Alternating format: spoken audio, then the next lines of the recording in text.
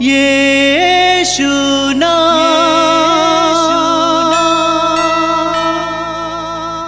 यीशु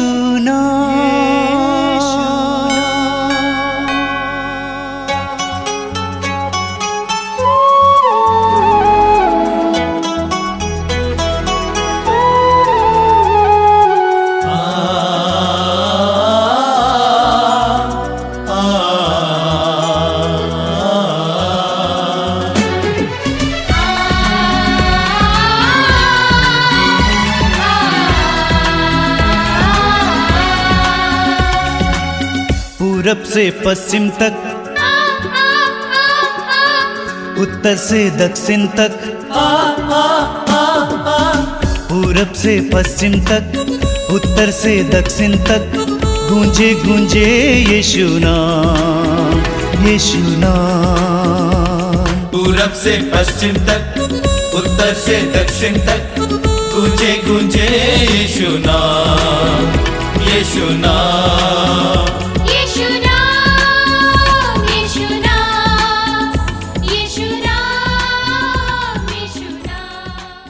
सबको जयसु।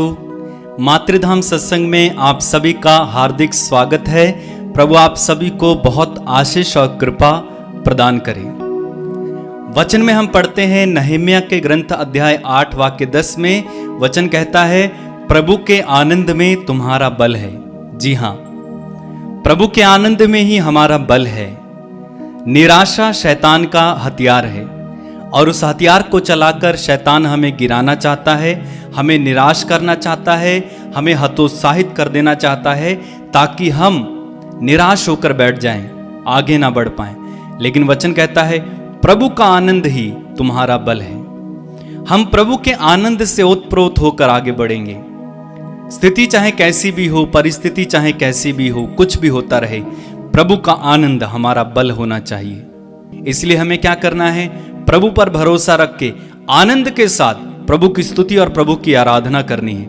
कैसी भी परिस्थिति में हर घड़ी प्रभु की स्तुति करते रहना है, प्रभु की आराधना करते जाना है। हर समय कहना है प्रभु तेरी स्तुति हो, प्रभु तेरी आराधना हो, प्रभु तेरी महिमा हो, तेरी तारीफ हो। हर परिस्थिति में प्रभु की स्तुति करना सीखना है। छोटी छोटी बात में प्रभु को धन्यवाद देकर प्रभु की स्तुति करना सीखिए। हमें कुछ थोड़ा सा हो जाता है शरीर में, प्रभु की स्तुति कीजिए। चाहे सिर दर्द हो रहा है, प्रभु की स्तुति कीजिए। चलते चलते प्रभु की स्तुति कीजिए। आप बैठे हैं तब भी प्रभु की स्तुति कीजिए। सोते सोते जब आप सो रहे हैं, सोने जाते समय भी प्रभु की स्तुति करते करते सो जाइए। रात को हमारी आत्मा प्रभु की स्तुति करती जाएगी।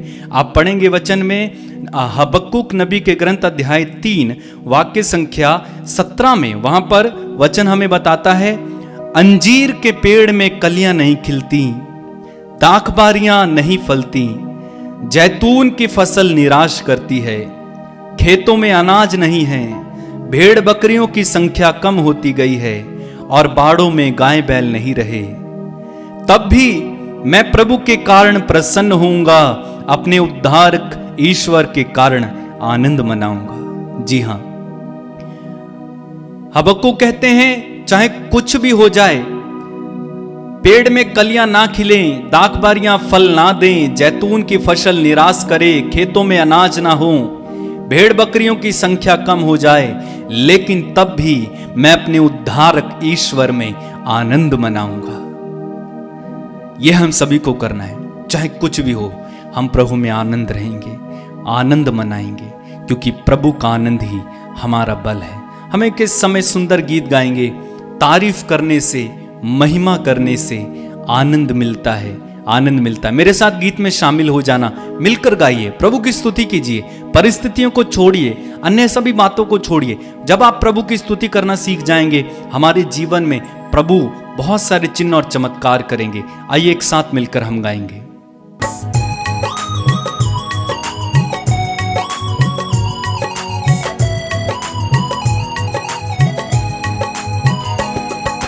तारीफ करने से, महिमा करने में, गाइए। तारीफ करने से, महिमा करने में, तारीफ करने से, महिमा करने में, तारीफ करने से, महिमा करने करने में आनंद मिलता है, आनंद मिलता है, आनंद मिलता है, आनंद मिलता है।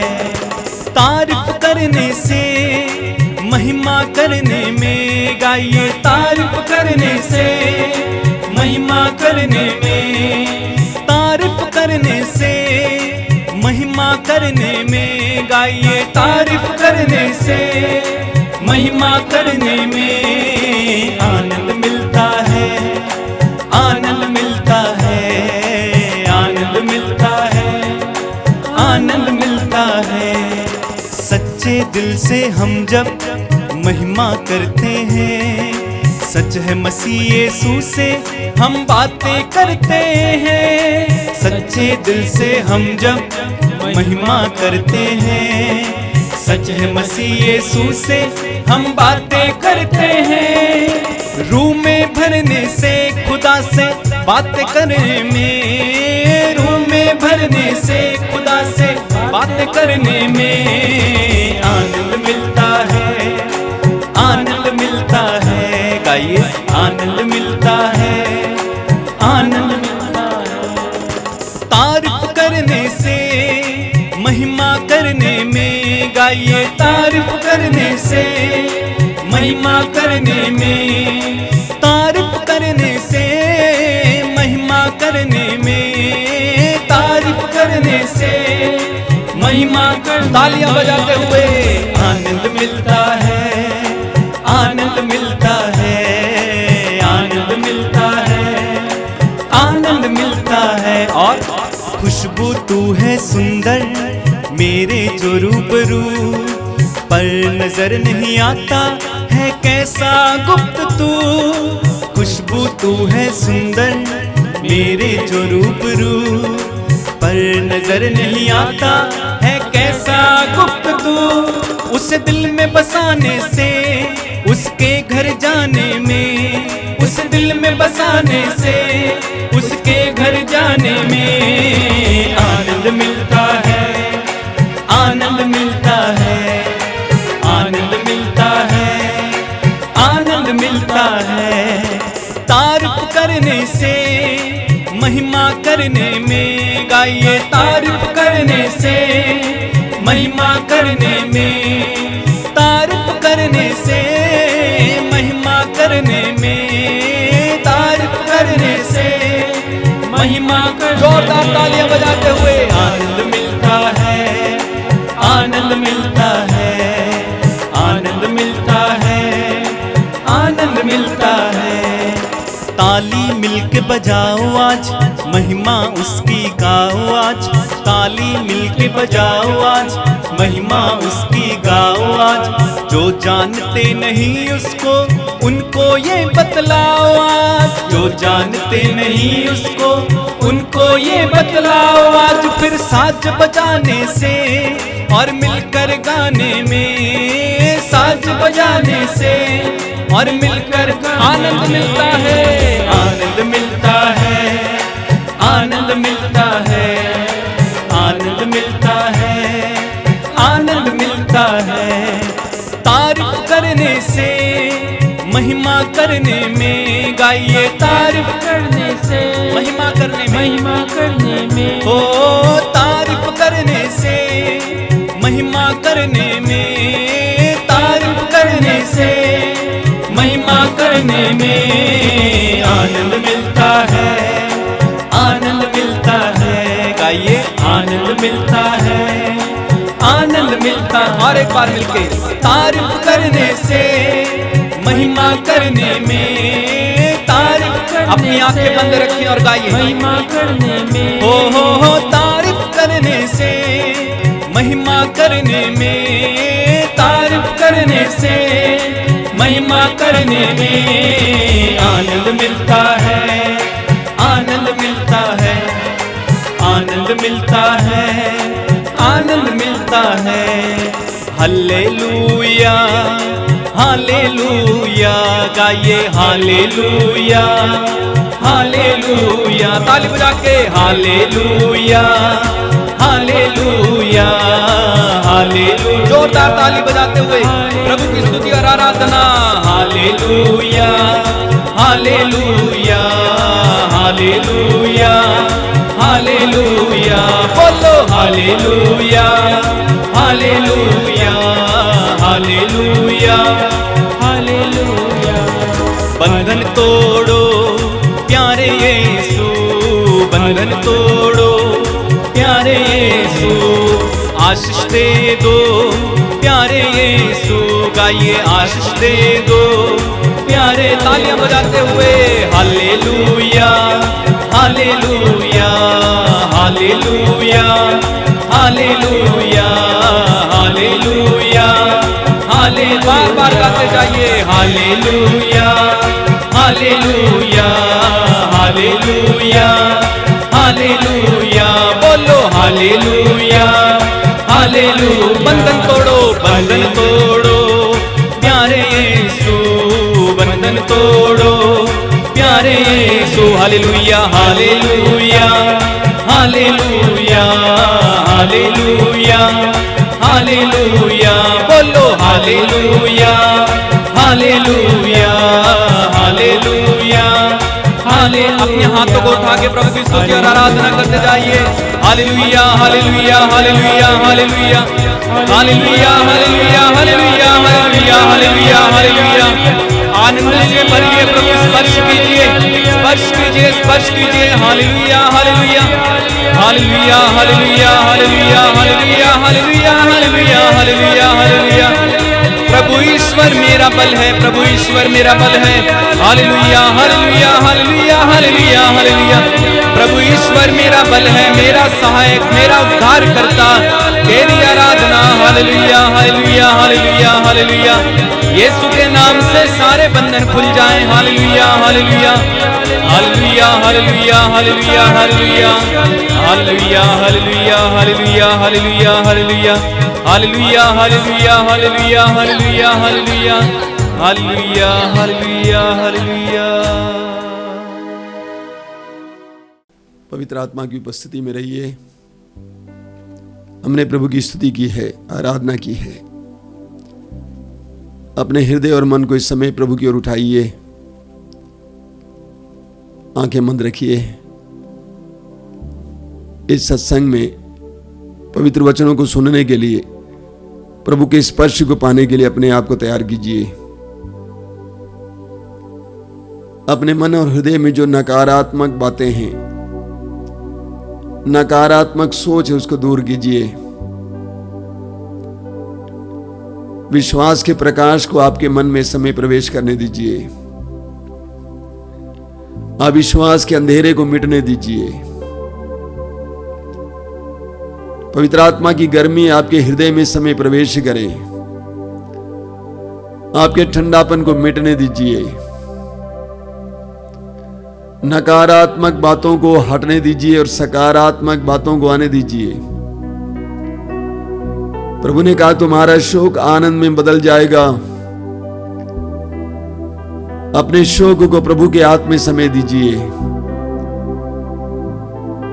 घर की गरीबी को, तंगी को, बेरोजगारी को प्रभु के हाथ में सौंप दीजिए। अपने जीवन की सारी व्यस्तताओं को प्रभु के हाथ में दे दीजिए। सारी चिंताओं को प्रभु के हाथ में दे दीजिए। प्रभु के अनोखे कार्यों के लिए अपने आप को तैयार कीजिए। विश्वास कीजिए कि आज की इस प्रार्थना के द्वारा मेरे जीवन में, मेरे परिवार के जीवन में प्रभु कुछ करने जा रहे हैं। अपने अविश्वास को उस समय दूर होने दीजिए। प्रभु ने कहा डरो नहीं, आदि और अंत मैं हूं, जीवन का स्रोत मैं हूं। डरो नहीं, आदि और अंत मैं हूं, जीवन का स्रोत मैं हूं। यीशु की उपस्थिति महसूस करना। आप जहां पर बैठे वहां पर प्रभु की उपस्थिति महसूस कीजिए। जानिए कि प्रभु आपके करीब हैं। यीशु आपके पास हैं। दुखियों को दिलासा देने वाले, रोने वालों के आंसू पोंछने वाले, मृतकों को जिलाने वाले यीशु की उपस्थिति महसूस कीजिए। समय अपने दोनों हाथों को खुला रखिए। अपने दिल की बातों को प्रभु के सामने रखिए। रोना है तो रोइए, बोलिए प्रभु मैं टूट गया, मैं निराश हूं, मैं उदास हूं। मैं बड़े विश्वास के साथ इस सत्संग में भाग लेने के लिए आया हूं, इस प्रार्थना में भाग लेने के लिए आया हूं। मैं विश्वास करता हूं कि मेरा विश्वास नहीं टूटेगा, तू टूटने नहीं देगा, क्योंकि तू सत्य प्रतिज्ञ प्रभु है, तू सत्य प्रतिज्ञ है, तू अपने वचन को नहीं बदलता है। तूने कहा आकाश और पृथ्वी टल जाए तो टल जाए, लेकिन मेरी वाणी नहीं टलेगी। तेरे वचन में लिखा हुआ मेरे मुख से निकलने वाला शब्द सच्चा और अपरिवर्तनीय है। हां प्रभु, मैं विश्वास करता हूं इस समय तो मेरे जीवन में, मेरे परिवार के जीवन में, सारे संसार के जीवन में कुछ करने जा रहा है। स्वीकार करते हैं कि प्रभु हम पापी हैं, दुर्भाग्यपूर्ण परिस्थिति में रहते हैं, अपराधी हैं। स्वीकार करते हैं प्रभु, स्वीकार करते हैं। अपने आप को पवित्र आत्मा के अधीन कीजिए। पवित्र आत्मा को आपकी बुद्धि को समय प्रकाशित करने दीजिए। आपके निरुत्साहित हृदय को उत्साह से भरने दीजिए। कितने ही दिल टूटे हुए हैं, उन सारे टूटे दिलों को आज पवित्र आत्मा को सामर्थ्य देने दीजिए। दोनों हाथ को खुला रखना। पवित्र आत्मा का स्वागत करेंगे इस समय। पवित्र आत्मा हमारे जीवन की हर परिस्थिति को बदलने में समर्थ है। इस संसार की सबसे बड़ी शक्ति पवित्र आत्मा है। पवित्र आत्मा ने साधारण से लोगों को मजबूत, जबरदस्त शिष्यों में बदल दिया, शक्तिशाली, आश्चर्यकारी लोग बना दिए। वही पवित्र आत्मा हमारे परिवार और हमारी परिस्थितियों को बदलने में समर्थ है, सक्षम है। ऐसे विश्वास के साथ इस समय पवित्र आत्मा से प्रार्थना करना, अपनी आत्मा में कहना, पवित्र आत्मा आइए। रोमी अध्याय 8 उसके वाक्य 26 और 27 में संत पौलुस कहते हैं, जब हम नहीं जानते हैं कैसे प्रार्थना करनी है, हम दुर्बल हैं, पवित्र आत्मा हमारी आत्माओं के साथ मिलकर ईश्वर की इच्छा के अनुसार प्रार्थना करता है। अपनी आत्मा को इस समय पवित्र आत्मा के अधीन करना। हमारे भाई एक गीत गाएंगे पवित्र आत्मा के आदर में, उसको दोहराते जाना, उसमें लीन हो जाना, पवित्र आत्मा के अधीन हो जाना। अपने मन, हृदय और आत्मा को पवित्र आत्मा के अधीन करना।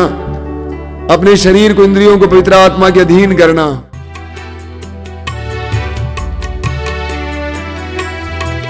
हे पावनात्मा तू आ, हे पावनात्मा तू आ, हे पावनात्मा तू आ, हे पावनात्मा तू आ। मुझे वरदान देने, जीवन देने, हे पावनात्मा तू आ। मुझे वरदान देने, जीवन देने, हे पावनात्मा तू आ। हे पावनात्मा तू आ, हे पावनात्मा तू आ। गाइए, हे पावनात्मा तू आ, हे पावनात्मा तू आ। मुझ में प्रेम की बाती जला, प्रेम की बाती जला। मुझ में प्रेम की बाती जला, प्रेम की बाती जला। जीवन दाता, मुक्ति प्रदाता, हे पावनात्मा तू आ। जीवन दाता, मुक्ति प्रदाता, हे पावनात्मा तू आ। सब लोग मिलके गाइए, हे पावनात्मा तू आ, हे पावनात्मा तू आ, हे पावनात्मा तू आ, हे पावनात्मा तू आ। मुझ में ज्ञान की ज्योति जला, दिल में ज्योति जला। मुझ में ज्ञान की ज्योति जला, दिल में ज्योति जला। ज्ञान दाता शक्ति प्रदाता, हे पावनात्मा तू आ। ज्ञान दाता शक्ति प्रदाता, हे पावनात्मा तू आ। हे पावनात्मा तू आ, हे पावनात्मा तू आ। हे पावनात्मा तू आ, हे पावनात्मा तू आ। बार बार गाइए। हे पावनात्मा तू आ, हे पावनात्मा तू आ। हे पावनात्मा तू आ,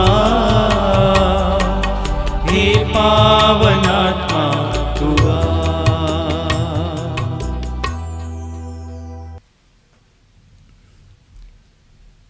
अपनी आंखें खोलें।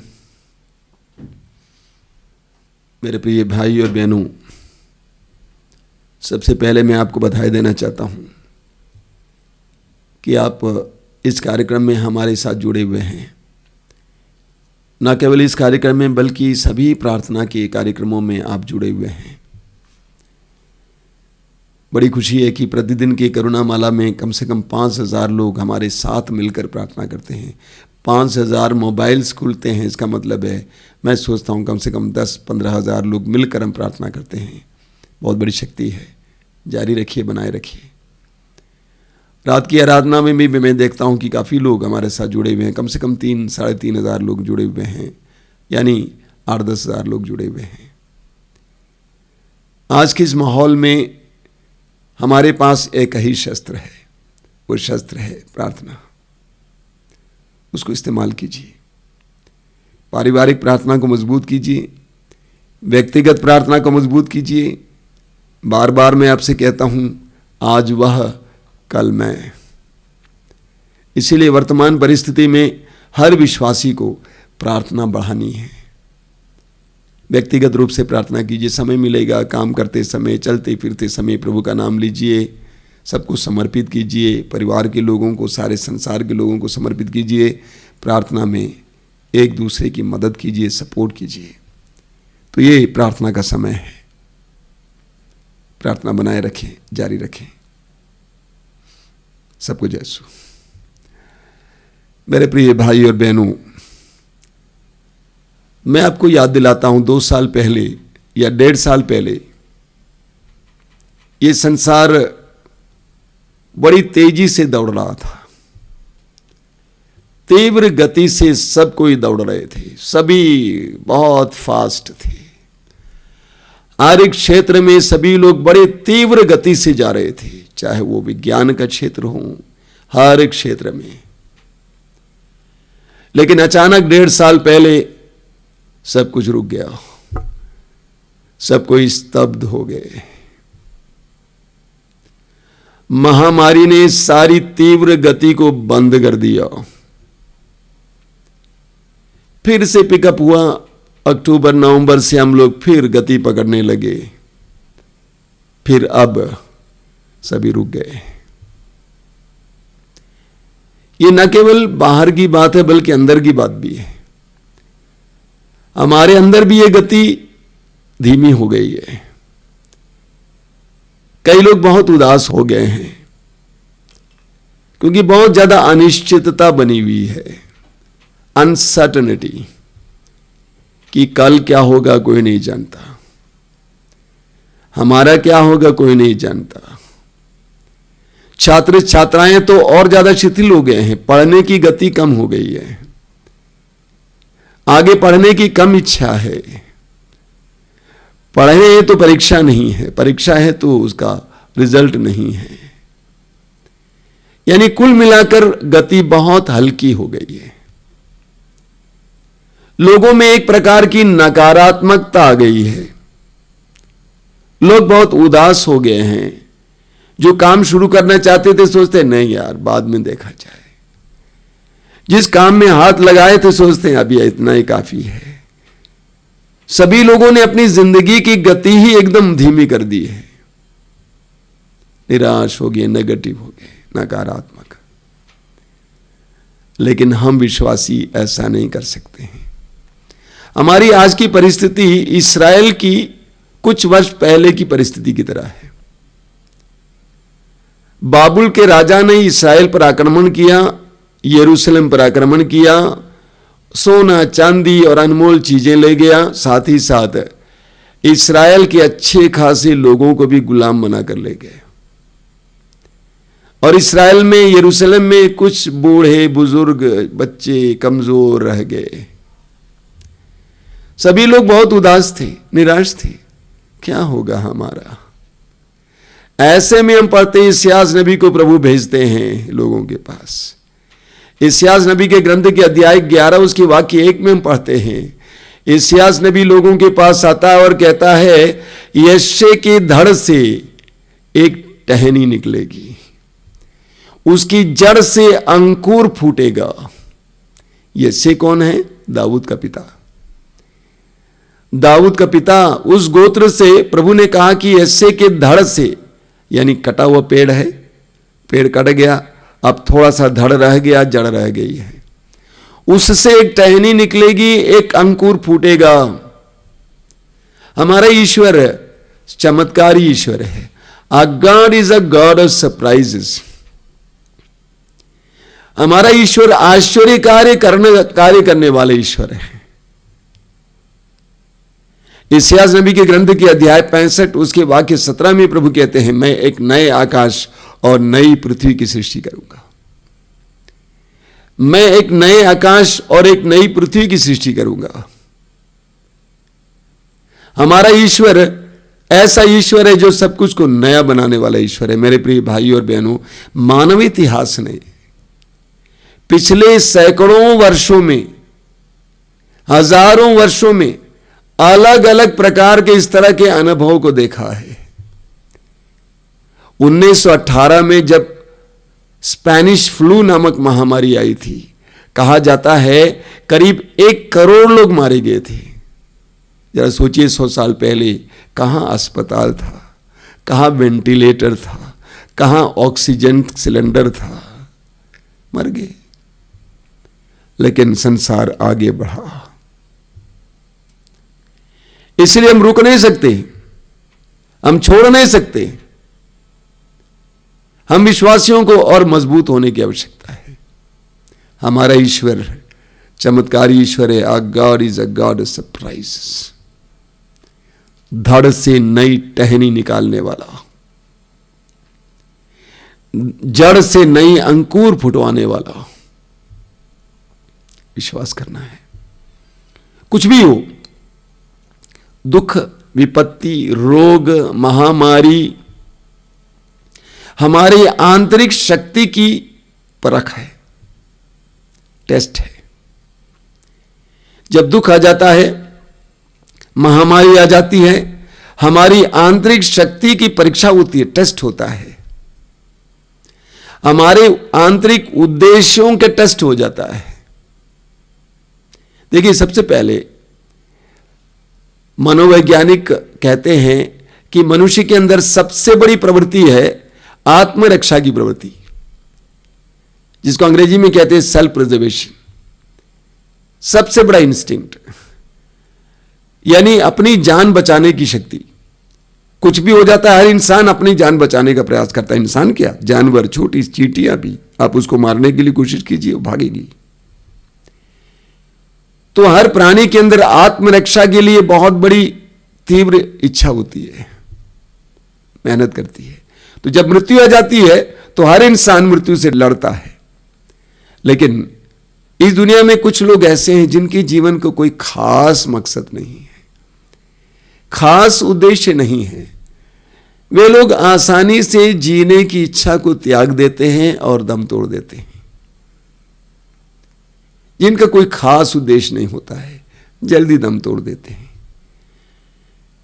लेकिन जिनके अंदर खास उद्देश्य होता है, वह महामारी हो या रोग हो या मृत्यु से लड़ता है, संघर्ष करता है। मैं एक सिस्टर को जानता हूं, एक धर्म बहन, कलकत्ता में रहती थी और सड़क की जो लड़कियां होती थी उनके लिए काम करती थी। उनकी संस्था भी चलती थी। 10-15 साल पहले वो गंभीर रूप से बीमार पड़ गई थी। दूसरा कोई होता तो मर जाता उसी समय। और उस बहन को एक ऐसी बीमारी है, कोई अंदाज नहीं किस समय पड़ी रहेगी, किस समय उठेगी। लेकिन लड़ लड़कर 15 साल तक वो जिंदा रही।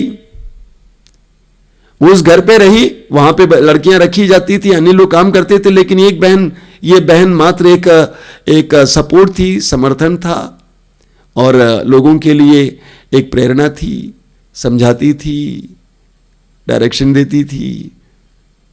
यानी उनके जीवन में एक मकसद था, एक उद्देश्य था। इसीलिए वह उस बीमारी से लड़ लड़कर जी और पिछले साल वो मर गई। हम पढ़ते हैं कुरिन्थियों के दूसरे पत्र के अध्याय 4 वाक्य 16 में, 2 Corinthians chapter 4 verse 16, पौलुस कहते हैं, हम हिम्मत नहीं हारते। यही कारण हम हिम्मत नहीं हारते। हमारे शरीर की शक्ति भले ही क्षीण होती जा रही हो, किंतु हमारे अभ्यंतर में दिन प्रतिदिन नए जीवन का संचार होता रहता है। और एक बात सुनिए, पौलुस क्या कहते हैं, हमारे शरीर की शक्ति भले ही क्षीण होती जा रही हो, किंतु हमारे अभ्यंतर में दिन प्रतिदिन नए जीवन का संचार होते रहता है। बोलिए हालेलुया, हालेलुया। तो जिन लोगों के जीवन में उद्देश्य है, जिनके बच्चे हैं, बच्चों के बच्चे हैं, जिनको लगता है कि हमें कुछ काम करना है, कुछ काम बाकी रह गया है, हमारे जीवन का एक मकसद है, उसको पूरा करना है, वे रोग और मृत्यु से लड़ लड़कर जीते हैं। हमें राजाओं के दूसरे ग्रंथ के अध्याय 20 में पढ़ने को मिलता है, बहुत सुंदर है। वहां पर हम राजा हेजेकिया के बारे में पढ़ते हैं।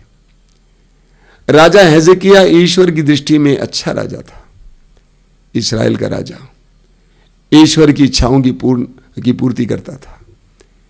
अध्याय 20 में हम पढ़ते हैं कि अचानक वो गंभीर रूप से बीमार पड़ गया। प्रभु ने इस्यास नबी को उसके पास भेजा ये कहकर कि तुम जल्दी मरने वाले हो, इसीलिए सब हिसाब किताब सही करो। जो ही हेजेकिया ने इस बात को सुना, हेजेकिया दीवार पकड़कर फूट फूट कर रोने लगा और प्रभु से प्रार्थना करने लगा। आगे हम उसी अध्याय में पढ़ेंगे कि प्रभु ने उससे कहा, मैंने तुम्हारी प्रार्थना को सुन लिया है, मैं तुमको 15 साल की उम्र और ज्यादा दे देता हूं। हमें टूटना नहीं चाहिए, हमें रुकना नहीं चाहिए, हम विजयी बनने के लिए बुलाए गए हैं। योहन के सुसमाचार के अध्याय 16 वाक्य 33, जॉन 16:33, प्रभु यीशु कहते हैं, ढारस रखो, मैंने संसार पर विजय पाई है। ढारस रखो, मैंने संसार पर विजय पाई है। हम विजय पाने के लिए बुलाए गए हैं। हम एक ऐसे प्रभु के शिष्य हैं, एक ऐसे प्रभु की जनता हैं जिसने मृत्यु को हराया है। हम हार नहीं सकते, हम हार मान नहीं सकते।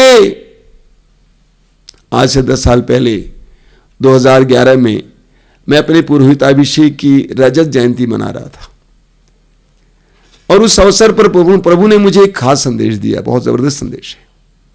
प्रभु ने मुझे सुसमाचार की उस घटना को याद दिलाया। योहन के सुसमाचार के अध्याय 2 में हम पढ़ते हैं कि प्रभु यीशु काना नगर के विवाह भोज में जाते हैं और वहां पर मां मरियम के कहने पर प्रभु यीशु ने एक बहुत बड़ा चमत्कार किया, जल को अंगूरी में परिवर्तित किया। तो सेवक जल लेकर प्रबंधक के पास जाता है और प्रबंधक ने उसको चख लिया और प्रबंधक ने घर के मालिक से पूछा, क्या है? अक्सर हम लोग बढ़िया अंगूरी पहले परोसते हैं, उसके बाद घटिया अंगूरी। ये अपने बढ़िया अंगूरी अब तक के लिए क्यों रख छोड़ी है? प्रभु ने कहा, मैं यही करना चाहता हूं तुम्हारे साथ। अक्सर लोग जब रजत जयंती मनाते हैं 50-55 साल के हो जाते हैं, थोड़ा गति धीमी कर देते हैं, सोचते हैं 55 साल का हो गया, अब जरा धीरे धीरे काम हो, अब धीरे धीरे रिटायर होना है। प्रभु ने मुझसे कहा कि तुम्हारे साथ ऐसा नहीं होना चाहिए, बढ़िया अंगूरी अब से बाहर आना चाहिए। और मैं आपसे सच कहता हूं 2011 के बाद मुझसे बढ़िया अंगूरी बाहर आ रही है। The best things I have done after that. और सच बता रहा हूं, आज भी मेरे अंदर वह संदेश गूंज रहा है, इसीलिए रिटायर होने, पीछे हटने का मन नहीं करता है, पीछे हटने का मन नहीं करता है। प्रकाशना ग्रंथ के अध्याय 2 उसके वाक्य 10 में, रेवलेशन चैप्टर 2 वर्स 10, प्रभु कहते हैं अंत तक ईमानदार बने रहो। हिंदी में इसका अनुवाद है मृत्यु तक ईमानदार बने रहो और मैं तुम्हें जीवन का मुकुट प्रदान करूंगा। मृत्यु तक ईमानदार बने रहो और मैं तुम्हें जीवन का मुकुट प्रदान करूंगा। मृत्यु तक अपनी जिंदगी को बनाए रखो, टूटो मत, गिरो मत, अपने को बेकार घोषित मत करो, मृत्यु तक ईमानदार बने रहो। देखिए, कई साल पहले मैं एक शहर में एक कॉन्वेंट गया था और वहां पर बहुत सारे बूढ़ी और रोगी सिस्टर्स रहती थी, करीब 30-35 लोग थे ऐसे, बूढ़ी और रोगी, और बहुत ही परेशान लोग थे, बहुत मतलब अंतिम क्षण की ओर जाने वाले। उस समय मुझे बताया गया कि स्वामी जी आप वचन सुनाइए इनको। मैंने सोचा प्रभु क्या वचन सुनाऊं इन लोगों को, कोई अभी अभी मरने वाली है, कोई बहुत ज्यादा बीमार है। अचानक मेरे मन में प्रभु ने एक ख्याल दिया, एक संदेश रखा। वो संदेश क्या है?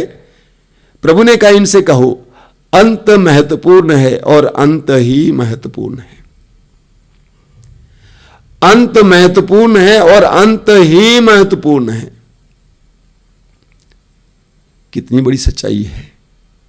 प्रभु ने कहा अंत महत्वपूर्ण है, अंत ही महत्वपूर्ण नहीं। बताओ, बात यह नहीं है कि मैंने अपनी युवावस्था में कितना काम किया, कैसा रहा, लेकिन बात यह है कि मेरे जीवन के अंतिम पलों में मैं कैसा हूं। एक उदाहरण लीजिए, एक दौड़ लगाने वाला दौड़ लगा रहा है, बड़ी तेजी से दौड़ रहा है, दौड़ते दौड़ते दौड़ते पहुंचने से पहले गिर जाता है, उसकी सारी मेहनत बेकार हो जाती है। तो अंत ही महत्वपूर्ण है। सवाल यह नहीं है कि मैंने पहले कितना काम किया, कितनी तपस्या की, सवाल यह है कि मेरे जीवन के अंतिम पलों में मैं क्या दे रहा हूं, क्या कर रहा हूं। तो अंत ही महत्वपूर्ण है। बड़े दुर्भाग्य की बात है कि आधुनिक युग में जो सरकारी और अन्य प्रकार के काम करते हैं 50-60 साल के बाद रिटायर हो जाते हैं। रिटायर हो गए, काम करते थे अब रिटायर हो गए। पुरानी व्यवस्था में ऐसा नहीं था। पुरानी व्यवस्था में अंत तक लगे रहते थे लोग। काष्ठकार अंत तक लगा रहता है, लेकिन आज की व्यवस्था में 50-60 साल के बाद रिटायर हो जाता है और वो बिल्कुल निष्क्रिय जीवन जीने लगते हैं। बहुत ज्यादा सोना, बैठे रहना, टीवी देखना, बच्चों के साथ खेलना, उसके अंदर जो ऊर्जा है ईश्वर के द्वारा प्रदत्त जो पॉजिटिव चीजें हैं उसको बाहर नहीं लाते हैं। मुझे बड़ा दुख लगता है, सच कहता हूं। जब मैं रिटायर्ड भाई बहनों के बारे में सोचता हूं मेरे दिल में बहुत दुख होता है। यानी इतनी ज्यादा तजुर्बा, अनुभव हम पानी में बहा रहे हैं, बेकार जा रहा है। लेकिन ऐसा नहीं होना चाहिए। एक विश्वासी के जीवन में कभी भी रिटायरमेंट नहीं होता है। एक विश्वासी को अंत तक फल देना है। एक बहुत सुंदर वचन है, मत्ती के सुसमाचार के अध्याय 21 में हम पढ़ते हैं कि प्रभु यीशु बड़े सवेरे बेथानिया से यरूशलेम की ओर आ रहे थे। सड़क, उनको बहुत भूख लगी। सड़क पे एक अंजीर का पेड़ खड़ा था और वो फल ढूंढने के लिए वहां जाते हैं। उनको फल नहीं मिला और प्रभु उसको कोस देते हैं और वो सूख जाता है। वहां अंजीर के फल का मौसम नहीं था, लेकिन तब भी प्रभु ने उस पर फल ढूंढा। बाइबल के ज्ञानियों का कहना है यह एक घटना नहीं है बल्कि एक दृष्टांत है। और इस दृष्टांत का अर्थ क्या है? ईश्वर के राज्य में हर पेड़ को हर मौसम में फल देना है। ईश्वर के राज्य में हर पेड़ को हर मौसम में फल देना है। कोई मौसम नहीं होता है, जीवन के अंत तक फल देना है। बोलिए हालेलुया, हालेलुया, हालेलुया। मेरे एक मित्र कहा करते थे कि देखिए, जब कोई मर जाता है, कब्र में रखा जाता है, तो कब्र को पक्का बनाया जाता है और उसके ऊपर लिखा रहता है कि जन्म, विवाह, या पुरोहित बना तो पुरोहिताभिषेक और मृत्यु। मेरे मित्र का कहना है उसके बाद अधिकतर लोगों के उस कब्र के ऊपर एक और लाइन जोड़ देना चाहिए। वो लाइन क्या है? दफन। यानी कई लोग पहले ही मर चुके हैं, अब दफन का इंतजार है। कई लोग पहले ही मर चुके हैं, अब दफन का इंतजार है। एक विश्वासी को ऐसा नहीं होना चाहिए। बोलिए हालेलुया, हालेलुया, हालेलुया। हम संत पौलुस से सीख सकते हैं। संत पौलुस कहते हैं, तिमोथी के नाम उनका पत्र, दूसरा पत्र, अध्याय 4 वाक्य 7 में, 2 तिमोथी चैप्टर 4 वर्स 7, पौलुस कहते हैं कि मैं अच्छी लड़ाई लड़ चुका हूं, मैं अच्छी लड़ाई लड़ चुका हूं, मैं अपनी दौड़ पूरी कर चुका हूं, पूरी कर चुका हूं। कितनी हिम्मत और संतृप्ति के साथ वो कहते हैं, और कहते हैं अब मुझे जीवन के मुकुट का इंतजार है। फिलिपियों के नाम संत पौलुस के पत्र के अध्याय 3 उसके वाक्य 13 और 14 में पौलुस क्या कहते हैं? बहुत सुंदर बात है।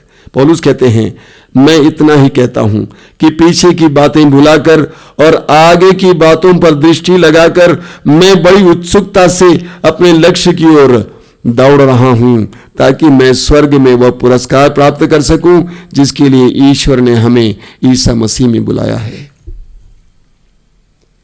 पौलुस कहते हैं पीछे की बातें छोड़कर, भूलकर, आगे की ओर दृष्टि लगाकर मैं उस लक्ष्य की ओर दौड़ रहा हूं,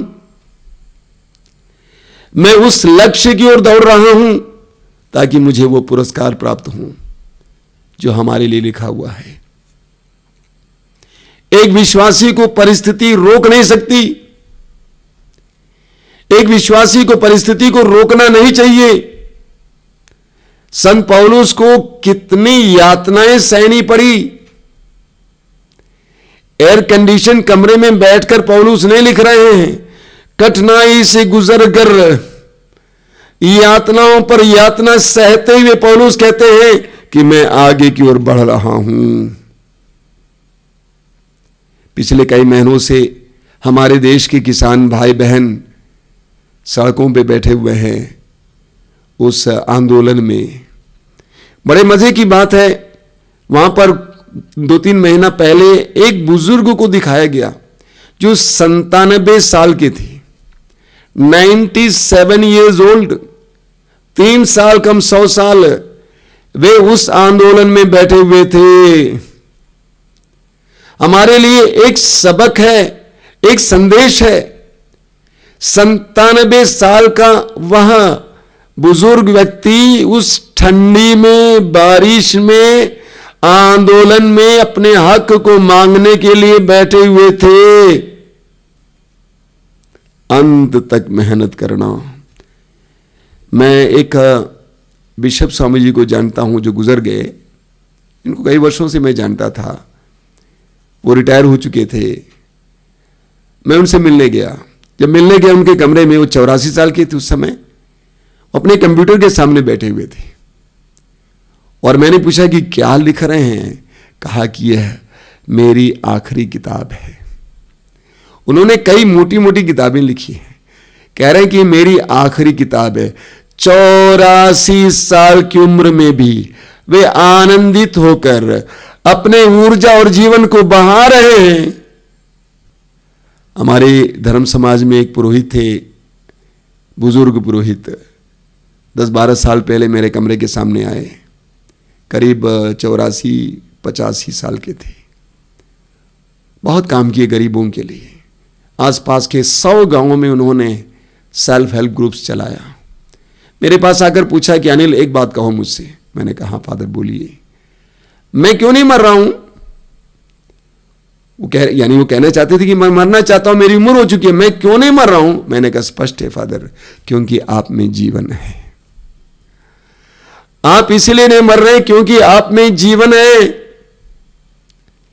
एक विश्वासी के जीवन में जीवन होता है, वो कभी मर नहीं सकता है। प्रभु यीशु ने कहा है यूहन्ना अध्याय 11 वाक्य 25 में, पुनरुत्थान और जीवन मैं हूं, जो मुझ में विश्वास करता है वो मरने पर भी जीवित रहेगा, और जो मुझ में विश्वास करते हुए जीता वो कभी नहीं मरेगा। इब्रानियों के पत्र के अध्याय 12 में संत पौलुस हमें बताते हैं, बहुत सुंदर है, वाक्य 1 में, जब विश्वास के साक्षी इतनी बड़ी संख्या में हमारे चारों ओर विद्यमान हैं, तो हम हर प्रकार की बाधा दूर कर अपने को उलझाने वाले पाप को छोड़कर और ईसा पर अपनी दृष्टि लगाकर धैर्य के साथ उस दौड़ में आगे बढ़ते जाएं जिसमें हमारा नाम लिखा गया है। पौलुस कहते हैं कि हम ईसा पर अपनी दृष्टि लगाकर धैर्य के साथ उस दौड़ में आगे बढ़ते जाएं जिसमें हमारा नाम लिखा गया है। एक विश्वासी को प्रभु की ओर दृष्टि लगाकर आगे की ओर जाना है। एक विश्वासी को कभी टूटना नहीं चाहिए, हमेशा अपनी आशा को बनाए रखना चाहिए। देखिए इस्यास नबी अध्याय 43 उसके वाक्य 19 और 20 में प्रभु क्या कहते हैं, देखो मैं एक नया कार्य करने जा रहा हूं, वह प्रारंभ हो चुका है, क्या तुम उसे नहीं देखते? मैं मरुभूमि में मार्ग बनाऊंगा और उजाड़ प्रदेश में पथ तैयार करूंगा। आगे प्रभु कहते हैं, मैं अपनी प्रजा की प्यास बुझाने के लिए मरुभूमि में जल का प्रबंध करूंगा और उजाड़ प्रदेश में नदियां बहाऊंगा। प्रभु कहते हैं कि मैं एक नया कार्य करने जा रहा हूं। मैंने आपसे कहा कि इतिहास में ऐसी परिस्थितियां, ऐसे अनुभव आए हैं, लेकिन इतिहास रुका नहीं। प्रभु कहते हैं कि मैं एक नया कार्य करने जा रहा हूं, क्या तुम उसे नहीं देखते? एक विश्वासी को आगे की ओर देखना चाहिए, आसमान की ओर देखना चाहिए, प्रभु के द्वारा दिए जाने वाले उस नए कार्य को अपनी दृष्टि लगाना चाहिए। यह नहीं सोचना चाहिए कि मैंने क्या गंवाया है, लेकिन मेरे लिए प्रभु के पास क्या है, प्रभु के पास मेरे लिए क्या योजना है, उसकी ओर अपनी दृष्टि लगानी चाहिए। एक बहुत सुंदर उदाहरण हमें राजाओं के पहले ग्रंथ के अध्याय 18 में मिलता है। पूरे इस्राएल में अकाल पड़ा था, 3 वर्ष से बारिश नहीं हुई थी। हमने वचन में पढ़ा है, नबी एलिया अपने सेवक के साथ कारमेल पहाड़ पर चढ़ते हैं, अपने दोनों घुटनों के बीच में अपने सिर को लटकाकर प्रार्थना में लीन हो जाते हैं, और इस बीच अपने सेवक को बार बार भेजते हैं। एक बार भेजा कि पता लगाने के लिए कि क्या समुद्र से कुछ बादल उठ रहा है। उसने आकर कहा कि महोदय कुछ नहीं। दूसरी बार फिर आकर कहा कि कुछ नहीं। तीसरी बार, चौथी बार, 5वीं बार, 6 बार उसने आकर कहा कुछ नहीं हो रहा है। लेकिन नबी एलिया अपने विश्वास को तोड़ता नहीं है, टूटने नहीं देता है। 7वें बार फिर भेजता है, जाके देख, और वह आगे कहता है कि गुरुवर मैंने एक छोटे से बादल को समुद्र में से ऊपर उठते हुए देखा जितना एक मनुष्य की हथेली है। नबी एलिया ने उस पर विश्वास किया, उसके सहारे और उसके विश्वास के बलबूते बहुत बड़ी बारिश हुई। एक विश्वासी को इसी तरह सीखना चाहिए। प्रभु यीशु ने अपनी मृत्यु से पहले अपने शिष्यों को बार बार अपनी मृत्यु के बारे में, पुनरुत्थान के बारे में कहा, पूर्व सूचना दी, पहले से बताया कि मुझे मरना होगा लेकिन मुझे पुनर्जीवित होना होगा। एक विश्वासी के अंदर यह दृढ़ धारणा होनी चाहिए। आप देख रहे हैं कि मैं बहुत जोर से बोल रहा हूं क्योंकि मैं जानता हूं कि आप कैसी पीड़ा में हैं, कैसे दर्द में हैं, कितनी निराशा में हैं। टूटना नहीं चाहिए, टूटना नहीं चाहिए, बनाए रखना चाहिए। उत्पत्ति ग्रंथ के अध्याय 8 में पढ़ेंगे, उस महाप्रलय के समय जब नूह पोत में था परिवार के साथ, और साथ में आप जानते हैं जीव जंतु भी थे। 40 दिन की वृष्टि बंद हो गई। अब नूह एक कौवे को भेजता है पता लगाने के लिए क्या धरती दिखाई दे रही है, कौवा जाता है, गायब हो जाता है, वापस नहीं आता है। 7 दिन के बाद फिर नूह एक कपोत को भेजता है। कपोत जाता है, उड़ता है, कहीं पैर रखने को स्थान नहीं मिला, वापस आ जाता है तुरंत। फिर 7 दिन के बाद एक दूसरे कपोत को भेजता है। वह कपोत जाता है और एक जैतून की पत्ती लेकर वापस आता है। ये जैतून की पत्ती क्या थी? आशा। आशा। हमारे जीवन में भी ऐसा होना चाहिए, विशेष करके इन दिनों जब हम लोग बहुत ज्यादा टूटे हुए हैं, निराश हैं, उदास हैं, हम नकारात्मक बनते जा रहे हैं। ऐसे क्षणों में हमें ऐसे पत्तों को देखने की जरूरत है, हमें प्रतीक्षा करने की जरूरत है। मैं इस कार्यक्रम के द्वारा, इस वचन के द्वारा अपने सभी विश्वासी भाई बहनों को यह बताना चाहता हूं, टूटिए मत, विश्वास को बनाए रखिए, आशा की उम्मीद रखिए। प्रभु कहते हैं कि मैं एक नया कार्य करने जा रहा हूं, क्या तुम उसे नहीं देखते? हम विश्वास की दृष्टि से प्रभु के द्वारा किए जाने वाले नए कार्यों को देखें। यह समय है प्रार्थना करने के लिए, यह समय है सपना देखने के लिए भी, कि हम देखें कि प्रभु ये करेंगे, ये करेंगे, ये करेंगे। नूह की तरह हम इंतजार करें, हम प्रतीक्षा करें। कई साल पहले की बात है, करीब मैं सोचता हूं 12 साल पहले और 10 साल पहले, विदेश में एक देश जिसका नाम है चिली, चिली में एक दुर्घटना हुई। एक बहुत बड़े खान में दुर्घटना हुई। 2000 फुट नीचे लोग काम कर रहे थे खान में। 2000 फुट बहुत गहरा है। अचानक बीच में पत्थर सरक गए और पत्थर आकर उस खान को ढक दिया बीच में। दुनिया में लोगों ने सोचा कि सभी लोग मर गए होंगे, लेकिन कुछ दिनों के बाद एक मशीन के जरिए एक बोरिंग किया गया, ये पता लगाने के लिए कि ये लोग जिंदा हैं कि क्या हैं। जब बोर नीचे गया 2000 फुट, उसके बाद वापस आया तो क्या पाया गया? उसमें एक चिट लिखा हुआ था। उस चिट में लिखा हुआ था, हम सभी लोग सुरक्षित हैं, हमें बचाइए। पता लगाया गया कि ये लोग कैसे सुरक्षित हुए। करीब 50-60 लोग थे उस खदान में उस समय। उनके पास थोड़ा थोड़ा खाना था, थोड़ा थोड़ा पानी था। उनके बीच में एक विश्वासी भाई थे, एक मसीह भाई थे। उन्होंने सबको ढाढ़स बंधाया, कहा कि सभी लोग भोजन नहीं करेंगे, थोड़ा थोड़ा थोड़ा हम लोग खाएंगे, पानी भी थोड़ा थोड़ा जीने के लिए पिएंगे। और वो उनके अंदर विश्वास भरता गया। रोज एक साथ प्रार्थना करते थे, रोज उनके अंदर विश्वास बढ़ता रहता था और ऐसा चलता था। तभी उनको ये मशीन मिली, उन्होंने लिख के भेजा कि हम लोग जिंदा हैं। इतने लोगों को उस बोरिंग के जरिए बाहर लाने में बहुत समय लग गया और बड़े बड़े राष्ट्रों की मदद से उन्होंने एक मशीन जैसी चीज बनाई जिसमें बैठाकर उन लोगों को बाहर लाया। करीब 40 दिन तक लग गया, बता रहे हैं। 40 दिन से ज्यादा या 50-60 दिन, इतने सारे लोगों को उसमें जिंदा किसने रखा? एक विश्वासी ने। अगर वो विश्वासी वहां नहीं होता तो सभी लोग मर जाते, उम्मीद छोड़ देते, खा पी के खत्म कर देते, मर जाते। लेकिन उसने, जैसा कि किसी बलून के अंदर हवा भर दिया जाता है, उसी तरह उसने उनके अंदर भरोसा और विश्वास भरता रहा और वे जिंदा रहे। मेरे प्रिय भाई और बहनों, हमें इस समय, इस कठिन समय एक दूसरे को अपने विश्वास के जरिए जिंदा रखना है। समय आएगा, प्रभु हमें इससे उभारेगा, हमें बचाएगा। उसका नाम मुक्तिदाता है, वो बचाएगा। पूर्ण विश्वास करना। आंखें बंद कीजिए, अपने हथेलियों को खुला रखिए। मैं जानता हूं कि आपके अंदर बहुत ज्यादा नकारात्मकता इस समय है, निराशा है, उदासी है।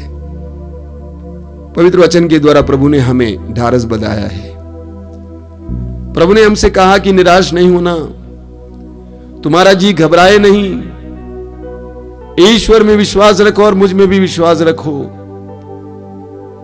प्रभु हमारे लिए नई नई योजनाएं बनाने जा रहे हैं। मानव इतिहास में ऐसी परिस्थितियां, ऐसी महामारियां आई हैं, लेकिन इतिहास रुका नहीं है, क्योंकि इतिहास के स्रोत, इतिहास के दाता प्रभु उसको आगे ले चलता है, ले चलेगा। प्रार्थना कीजिए, प्रभु मुझे विश्वास का वरदान दीजिए, मुझे भरोसे का वरदान दीजिए, मेरे अंदर निराशा ना आने दीजिए, मैं आशा बनाए रखूं। मेरा प्रभु मेरी परिस्थिति को, मेरे इतिहास को बदलने में समर्थ है। विश्वास का वरदान देना यीशु, आशा का वरदान देना।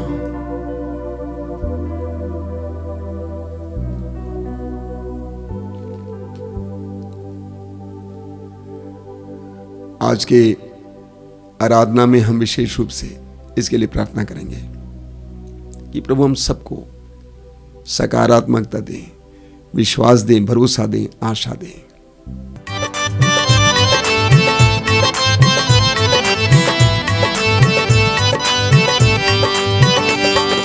राजाओं का राजा यीशु हालेलुया, प्रभुओं का प्रभु यीशु हालेलुया, राजाओं का राजा यीशु हालेलुया, प्रभुओं का प्रभु यीशु हालेलुया, राजाओं का राजा यीशु हालेलुया, प्रभुओं का प्रभु यीशु हालेलुया। गाइए, राजाओं का राजा यीशु हालेलुया, प्रभुओं का प्रभु यीशु हालेलुया, जीवन देने वाला यीशु हालेलुया, जीवन देने वाला यीशु हालेलुया, मुक्ति देने वाला यीशु हालेलुया, मुक्ति देने वाला यीशु हालेलुया। एक साथ मिलकर गाइए, राजाओं का राजा यीशु हालेलुया, प्रभुओं का प्रभु यीशु हालेलुया, राजाओं का राजा यीशु हालेलुया, प्रभुओं का प्रभु यीशु हालेलुया, शांति देने वाला यीशु हालेलुया, शांति देने वाला यीशु हालेलुया, शक्ति देने वाला यीशु हालेलुया, शक्ति देने वाला यीशु। एक साथ मिलकर गाइए, राजाओं का राजा यीशु हालेलुया, प्रभुओं का प्रभु यीशु हालेलुया, राजाओं का राजा यीशु हालेलुया, प्रभुओं का प्रभु यीशु हालेलुया, चंगा करने वाला यीशु हालेलुया, चंगा करने वाला यीशु हालेलुया, छुटकारा देने वाला यीशु हालेलुया, छुटकारा देने वाला यीशु। सब लोग मिलके गाइए एक साथ, राजाओं का राजा यीशु हालेलुया, प्रभुओं का प्रभु यीशु हालेलुया, राजाओं का राजा यीशु हालेलुया, प्रभुओं का प्रभु यीशु हालेलुया, आनंद देने वाला यीशु हालेलुया, आनंद देने वाला यीशु हालेलुया, आत्मा देने वाला यीशु हालेलुया, आत्मा देने वाला यीशु हालेलुया। एक साथ, राजाओं का राजा यीशु हालेलुया, प्रभुओं का प्रभु यीशु। प्रभु की स्तुति करते हुए, राजाओं का राजा यीशु हालेलुया, प्रभुओं का प्रभु यीशु हालेलुया, प्यार करने वाला यीशु हालेलुया, प्यार करने वाला यीशु हालेलुया, माफ करने वाला यीशु हालेलुया, माफ करने वाला यीशु हालेलुया। तालियां बजा के, राजाओं का राजा यीशु हालेलुया, प्रभुओं का प्रभु यीशु हालेलुया, राजाओं का राजा यीशु हालेलुया, प्रभुओं का प्रभु यीशु hallelujah, hallelujah, hallelujah, hallelujah, hallelujah, hallelujah, hallelujah, hallelujah, hallelujah,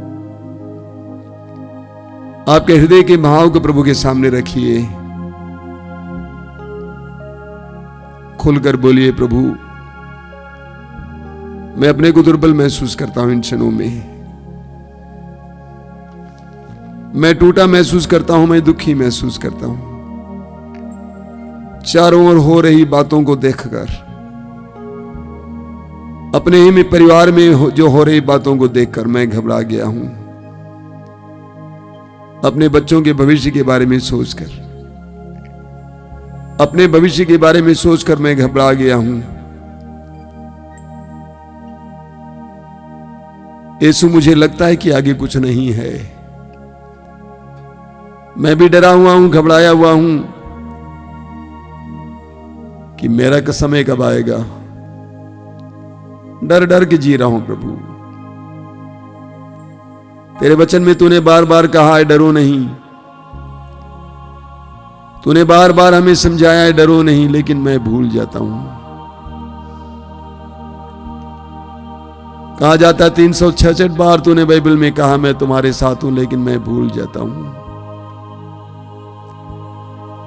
मत्ती के सुसमाचार के अध्याय 28 वाक्य 20 में तूने कहा है, याद रखो संसार के अंत तक मैं सदा तुम्हारे साथ हूं। भूल जाता हूं यीशु, और अभी भूला हुआ हूं, घबराया हुआ हूं, डरा हुआ हूं, अकेले में तन्हाई महसूस करता हूं, कभी रोता हूं। हे यीशु, तेरे सामने अपने आप को खोल देता हूं इस समय।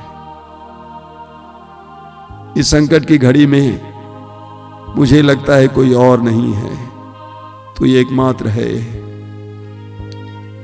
बाकी सब थे, लेकिन अब मुझे लगता है तू एकमात्र है और कोई नहीं है।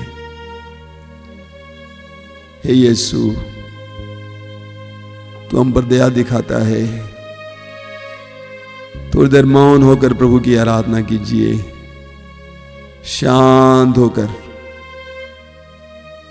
अपने को डिस्टर्ब नहीं करना, शांत हो जाना, प्रभु की उपस्थिति में बैठना। वो उपस्थिति इस समय आपको अपनी महिमा से ढकने दीजिए।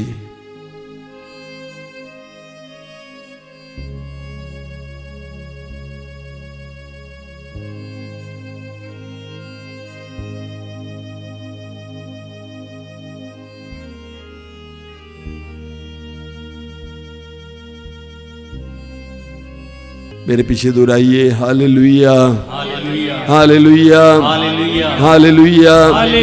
याकूब, जिसने तुम्हारी सृष्टि की है, इस्राएल, जिसने तुमको गढ़ा है, वही प्रभु अब कहता है, डरो नहीं, मैंने तुम्हारा उद्धार किया है, डरो नहीं, मैंने तुम्हारा उद्धार किया है, मैंने तुमको अपनी प्रजा के रूप में, मैंने तुम्हें अपनी प्रजा के रूप में अपनाया है। हालेलुया, हालेलुया, हालेलुया, हालेलुया। यदि तुम समुद्र पार करोगे, तो मैं तुम्हारे साथ हूँगा। यदि तुम समुद्र पार करोगे, तो मैं तुम्हारे साथ हूँगा। जलधाराएं तुम्हें बहाकर नहीं ले जाएंगी। Hallelujah, hallelujah, hallelujah.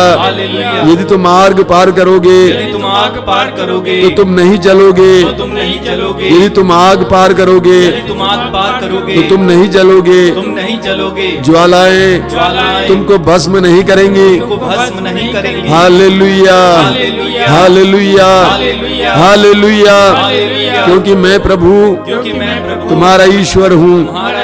मैं इस्राएल का परम पावन उद्धारक हूँ। मैंने तुमको छुड़ाने के लिए मिस्र दे दिया। तुम्हारे बदले इथियोपिया और सबा दे दिया। Hallelujah, hallelujah. तुम मेरी दृष्टि में मूल्यवान हो और महत्व रखते हो। मैं तुम्हें प्यार करता हूँ, इसलिए मैं तुम्हारे बदले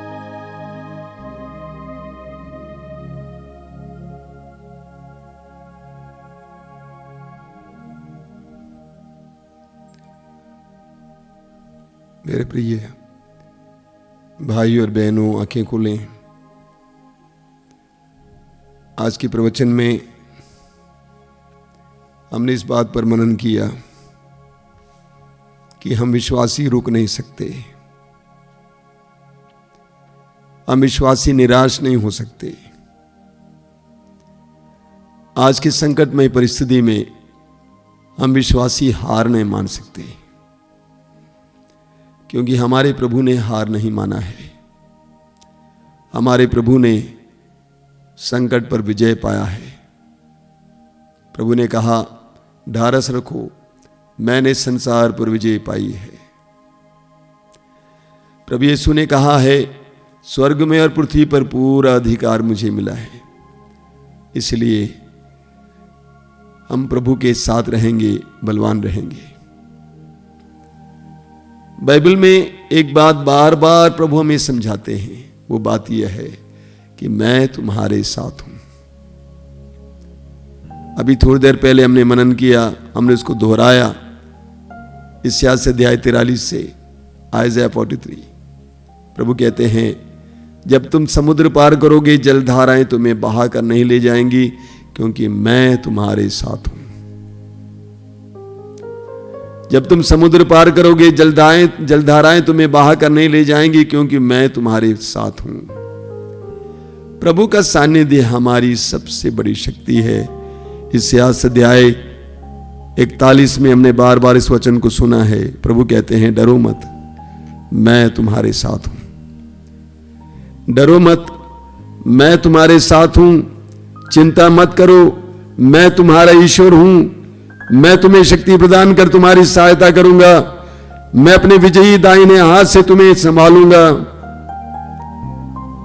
कितने सुंदर वचन है। उसी अध्याय के वाक्य 13 में प्रभु कहते हैं, क्योंकि मैं तुम्हारा प्रभु ईश्वर हूं। यही कारण है, मैं तुम्हारा प्रभु ईश्वर हूं।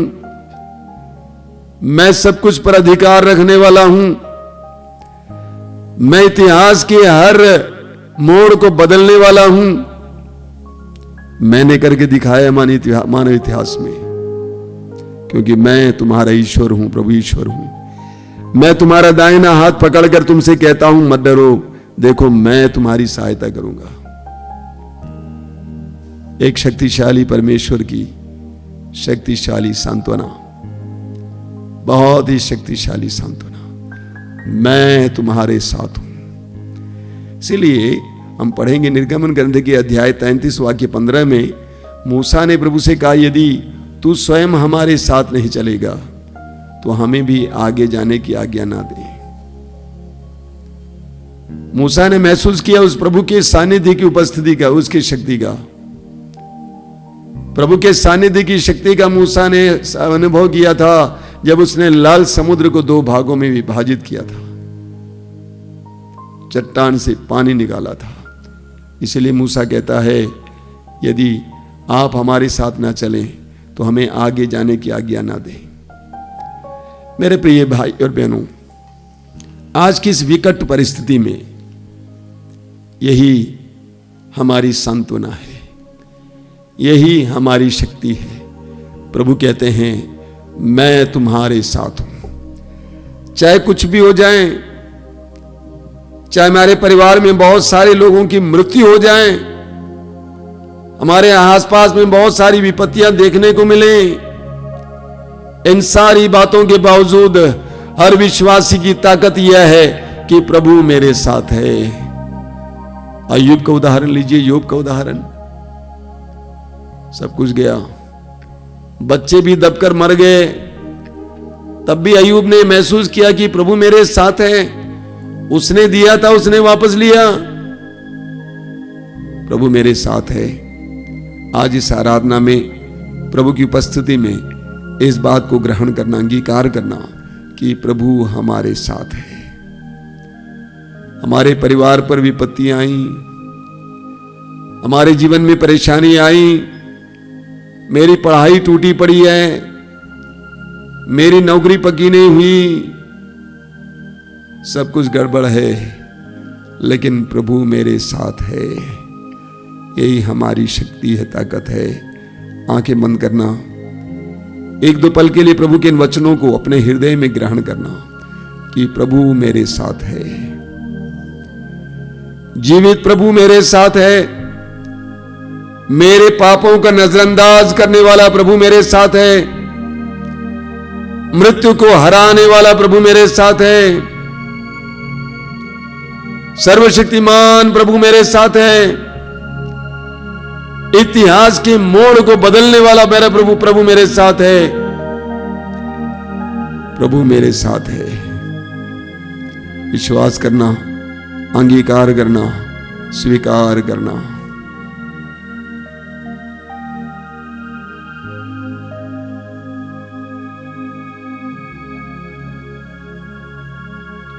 हम वो गीत गाएंगे, प्रभु मेरे जीवन का साथी है,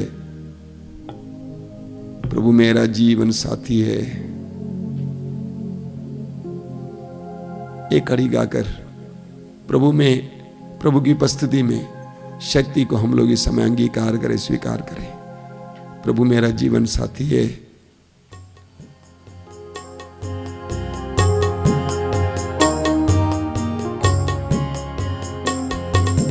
प्रभु मेरा जीवन साथी है, मेरा एक साथी है। दोहराइए।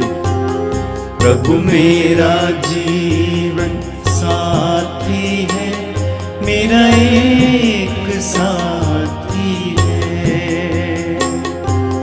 चलना मेरे संग प्रभु, रहना मेरे संग प्रभु, चलना मेरे संग प्रभु, रहना मेरे संग प्रभु।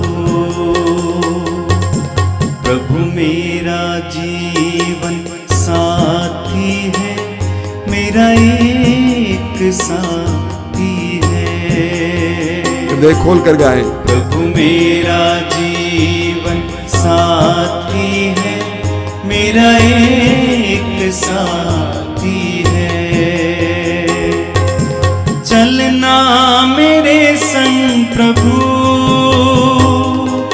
रहना मेरे संग प्रभु, चलना मेरे संग प्रभु, रहना मेरे संग प्रभु।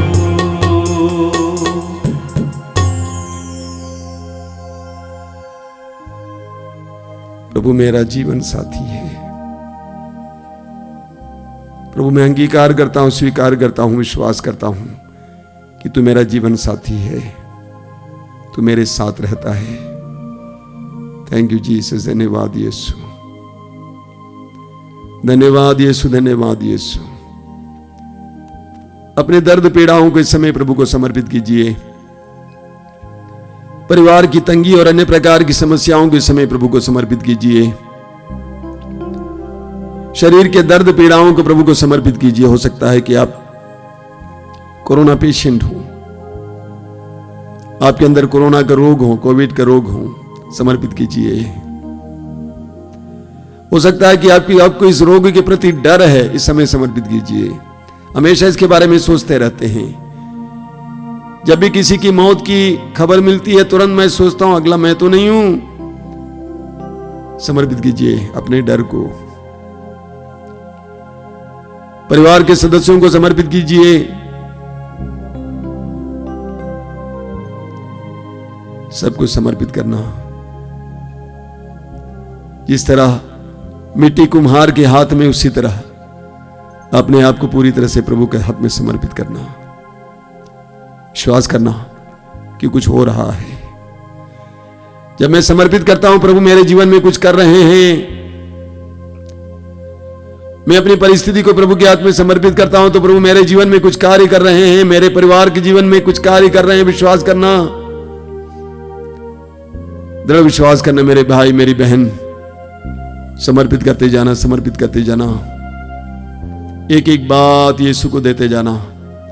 आपका डर, आपकी चिंता, उत्कंठा, भविष्य के बारे में हर प्रकार के नकारात्मक विचार सब कुछ समर्पित करते जाइए। यीशु आपको प्यार करते हैं। यीशु ने अपने आप को आपके लिए अर्पित किया है। बोलो, इस दुनिया में कौन है जिसने आपको इतना प्यार किया है, जिसने आपके लिए इतना बड़ा त्याग किया है? समर्पित करना, समर्पित करना, समर्पित करना। आप उस पर पूर्ण भरोसा रख सकते हैं। वो सत्य प्रतिज्ञा है। जिसने अपने आप को भी आपको देने से इनकार नहीं किया, वो आपके लिए और क्यों नहीं देगा, क्या नहीं देगा। समर्पित करते जाइए, समर्पित करते जाइए, समर्पित करते जाइए। यीशु, लॉर्ड टच योर चिल्ड्रन। प्रभु यीशु अपने बच्चों को स्पर्श करना, यीशु अपने बच्चों को स्पर्श करना, यीशु अपने बच्चों को स्पर्श करना, यीशु अपने बच्चों को स्पर्श करना, अपने बच्चों को स्पर्श करना। समर्पित करते जाना, स्तुति करते जाना। Hallelujah, hallelujah, hallelujah, hallelujah, hallelujah, hallelujah, hallelujah, hallelujah, hallelujah, hallelujah, hallelujah, hallelujah, hallelujah.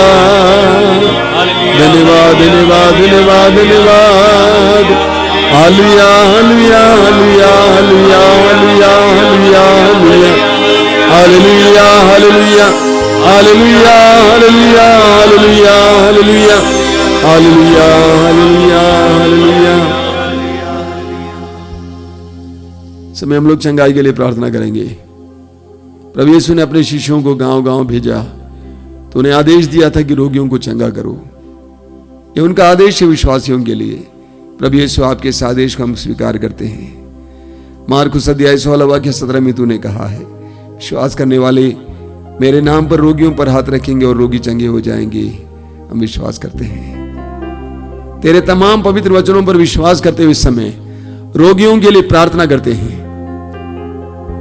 सिर संबंधी रोग से पीड़ित लोगों के लिए प्रार्थना करते हैं। सिर संबंधी रोग, सिर में दर्द, आंख में दर्द, आंख से पानी गिरना, कान से बवाद गिरना, कान से कम सुनाई देना, मुंह में विभिन्न प्रकार के रोग, छाले पड़ना, अन्य प्रकार के रोग, गले में कई प्रकार के रोग, सारे रोगों को तेरे हाथ में समर्पित करते हैं। यीशु स्पर्श करना, यीशु स्पर्श करना, यीशु स्पर्श करना। फेफड़े संबंधी सारे रोग तेरे हाथ में समर्पित करते हैं। सांस लेने में तकलीफ है, टीबी का रोग है, कोरोना का रोग है, हृदय रोग है, तेरे हाथ में समर्पित करते हैं। यीशु समर्पित करते हैं। स्पर्श करना, यीशु स्पर्श करना।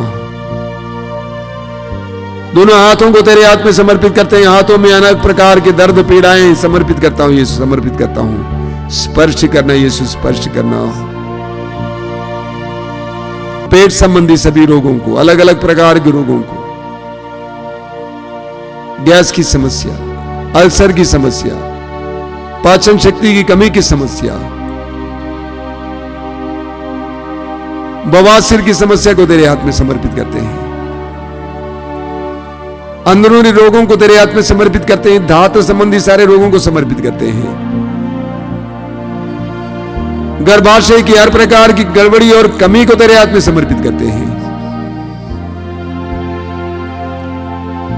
पैर घुटने संबंधी सारे रोगों को तेरे हाथ में समर्पित करते हैं। त्वचा संबंधित चर्म रोग तेरे हाथ में समर्पित करते हैं। प्रभु यीशु स्पर्श कीजिए, स्पर्श कीजिए।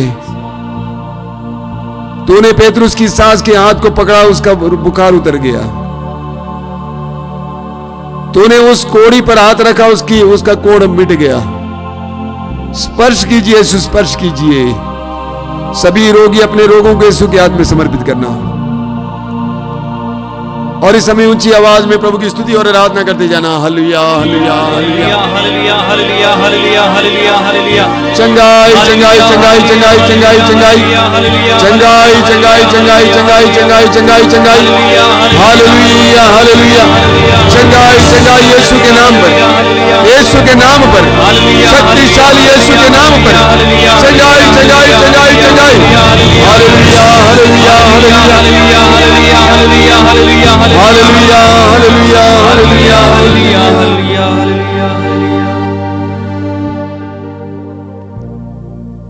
एक भाई जो बहुत ज्यादा पान खाते थे और उनके मुंह में ऐसे घाव हो गया है कि डॉक्टर लोग सोचते हैं कि हो सकता है कैंसर हो। उस भाई ने पान खाने की आदत छोड़ दी है। इस समय इस आराधना में भाग ले रहे हैं, अभी भी मुंह में घाव है। यीशु ने आपके घाव को स्पर्श किया है, आप चंगे हो गए हैं भाई। डॉक्टर कहेंगे इसमें कोई कैंसरस बात नहीं है। प्रभु को धन्यवाद देना और लोगों को इसका साक्ष्य सुनाना। धन्यवाद यीशु, धन्यवाद, धन्यवाद यीशु, धन्यवाद। 2-3 बहनें जो बार बार निर्जल रहती थी, जल तक नहीं पीती थी उपवास करते हुए, जिसके कारण उनके पेट में बहुत ज्यादा गैस हो गया है।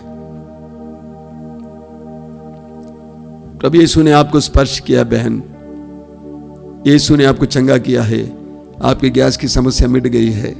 धन्यवाद देना, धन्यवाद देना, धन्यवाद देना।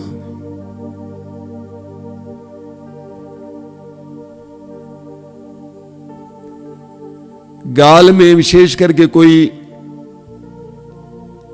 अलग अलग प्रकार की फुंसियां और चमड़ा का रंग बदलना, गाल पर, ऐसे कुछ बहनों और भाइयों को प्रभु यीशु ने स्पर्श किया है।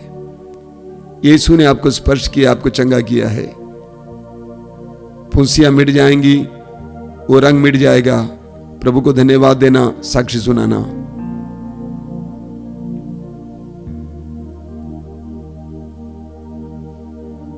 बोलिए हालेलुया, hallelujah, hallelujah, hallelujah, hallelujah, hallelujah, hallelujah, hallelujah, hallelujah, हालेलुया। यीशु की स्तुति हो, यीशु की स्तुति हो, यीशु को धन्यवाद, यीशु को धन्यवाद। Hallelujah, hallelujah, hallelujah. हालेलुया।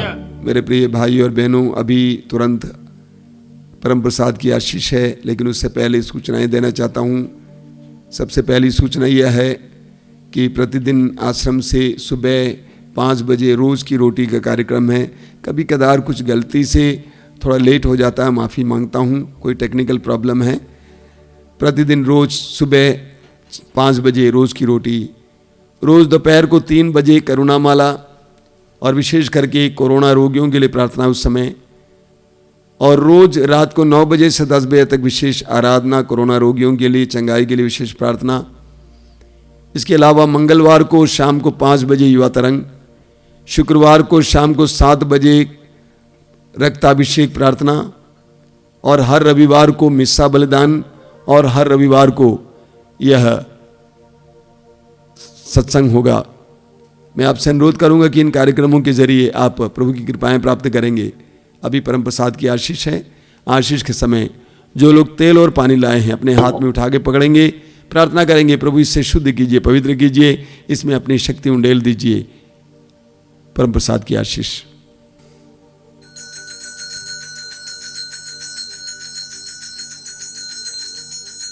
बोलिए हालेलुया, हालेलुया, हालेलुया, हालेलुया, हालेलुया, हालेलुया। यीशु की आराधना हो, यीशु की आराधना, यीशु की महिमा हो, यीशु की महिमा। हे प्रभु यीशु, हे प्रभु यीशु, इस जल को, इस जल को, इस तेल को, इस तेल को आशीष दीजिए, आशीष दीजिए, इसे शुद्ध कीजिए, इसे शुद्ध कीजिए, पवित्र कीजिए। पवित्र कीजिए। जो भी इसे ग्रहण करे, जो भी इसे ग्रहण करे, धारण करे, धारण करे, उन्हें चंगाई मिले, उन्हें चंगाई मिले, बंधनों से आजादी मिले, बंधनों से आजादी मिले, दुष्ट आत्माओं से छुटकारा मिले। दुष्ट आत्माओं से छुटकारा मिले। Hallelujah, hallelujah, hallelujah, hallelujah, hallelujah, hallelujah. धन्यवाद प्रभु, धन्यवाद प्रभु, हर घड़ी हर पहर धन्यवाद प्रभु, धन्यवाद प्रभु, धन्यवाद प्रभु, हर घड़ी हर पहर धन्यवाद प्रभु। दिव्य दान जो मिला धन्यवाद प्रभु, दिव्य प्रेम जो मिला धन्यवाद प्रभु। हे भले प्रभु, जीवित प्रभु, हे भले प्रभु, जीवित प्रभु, धन्यवाद प्रभु, धन्यवाद प्रभु, हर घड़ी हर पहर धन्यवाद प्रभु, धन्यवाद प्रभु, धन्यवाद प्रभु, हर घड़ी हर पहर धन्यवाद प्रभु।